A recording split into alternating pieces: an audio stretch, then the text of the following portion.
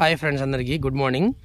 నేను ఈరోజు పొద్దున్న ఇంకో చేనుగడ వచ్చాను. ఈ చేనుగడ వచ్చి 4-5 రోజులు అయింది, రావట్లేదు. ఇది సొరకాయ విత్తనం పెట్టి 3 నెలలు అయింది. 3 నెలలు అయిన తర్వాత ఒక కాయ కూడా కోయిలా. సరే చూస్తే ఇప్పుడు ఒక కాయ కనిపించింది, కోసాను. ఇంకో కాయ ఉంది, ఇప్పుడు పిందెలు పడుతున్నాయి. చూడండి, ఒకసారి సొరకాయ కాపు పడిన తర్వాత అసలు ఇది రౌండ్ కాయలు బాగుంటాయి, చిన్న చిన్న కాయలు. ఇప్పుడు కోసి మీకు చూపిస్తాను. బెండకాయలు కూడా వేసాను, నేను రాలేదు కదా, కాయలు పన్నీ పాడైపోయినాయి. ఇవన్నీ తీశాను. అక్కడ కాయ ఉంది, మళ్ళీ కోస్తాను. మా అక్కగారి కోసం కాకరకాయలు కోసాను.